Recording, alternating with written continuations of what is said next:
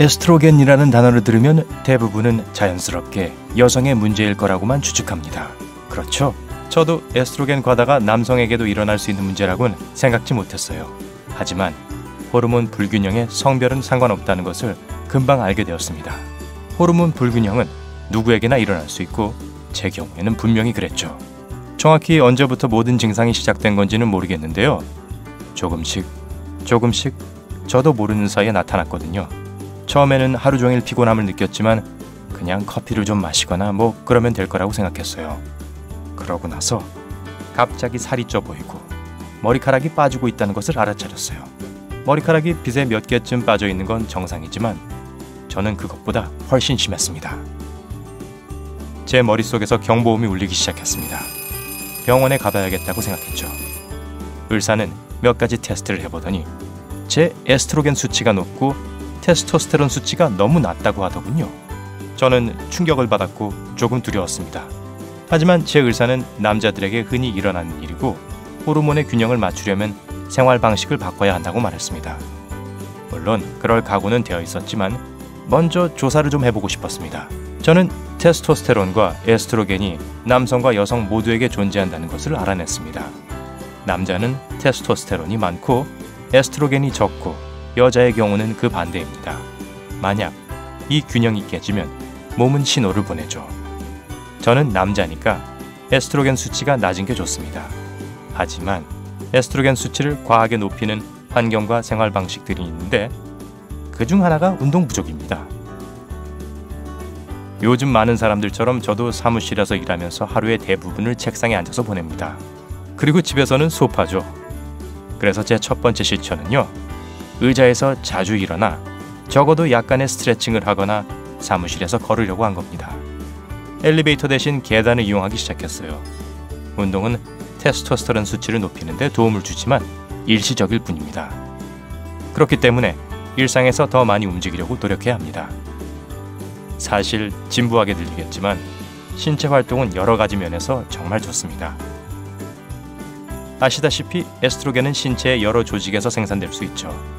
지방세포를 포함해서요.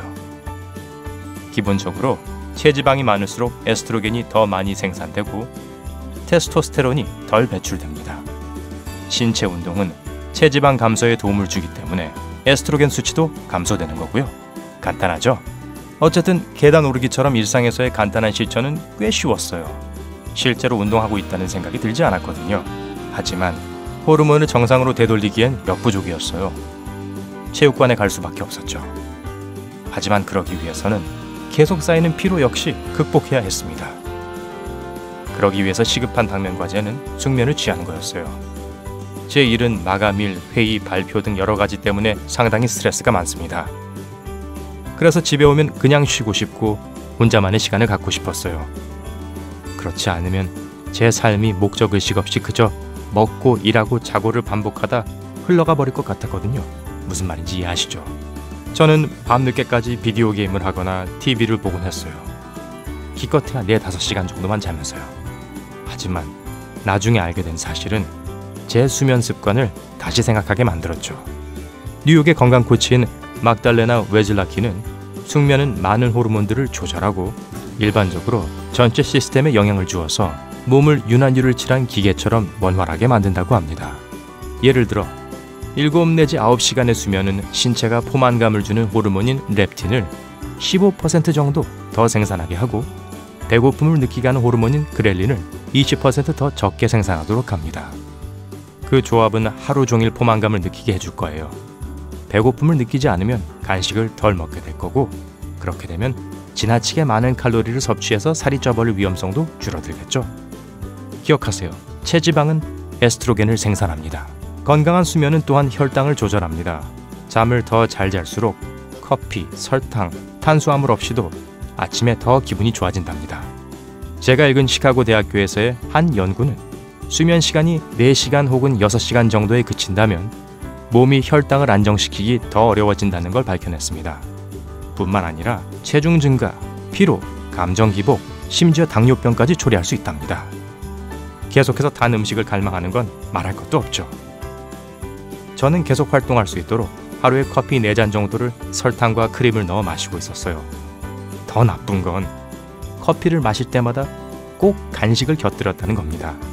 머핀, 쿠키, 도넛, 뭐든 다요. 그렇게 빨리 살이 찐 게 당연한 거죠. 그런데 제가 수면 스케줄을 바꾸자 모든 게 바뀌었어요. 늦어도 자정까지는 잠자리에 들었고 8시간은 꼭 잤습니다.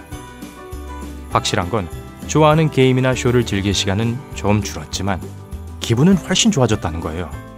아침엔 말끔한 기분으로 일어났고 덕분에 커피도 하루 한 잔으로 줄였습니다.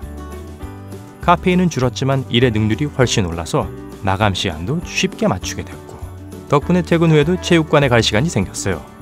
그저 3시간 더 잤을 뿐인데 이런 쉬운 일이 이렇게 많은 변화를 가져다 줄 줄은 몰랐답니다.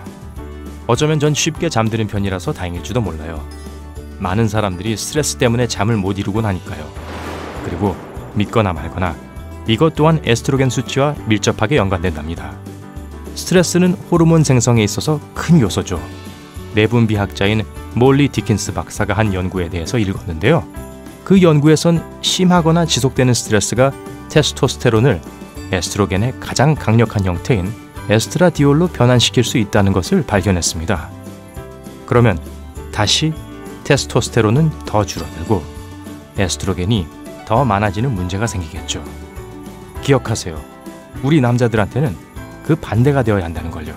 일하면서 가끔 받는 전형적인 스트레스 말고는 저는 일반적으로 스트레스를 많이 받는 사람이 아니에요. 그래서 수면 습관을 고치는데 별 어려움이 없었던 것 같네요. 게다가 지금은 체육관에서 몸을 지치게 하기 때문에 베개에 머리만 닿으면 잠이 듭니다. 하지만 만약 직장이나 개인적인 삶이 많은 스트레스를 준다면 해결을 위해 정말 무언가를 해야 합니다. 가능하다면 가장 좋은 건 스트레스의 근원을 없애는 겁니다. 하지만 그럴 수 없다면 명상과 호흡 기술을 시도해보세요. 제 여동생은 그 효능을 확신합니다. 동생은 교사인데요. 얼마나 스트레스를 받을지 상상해보세요. 저녁 일과를 엄수하는 것도 도움이 됩니다.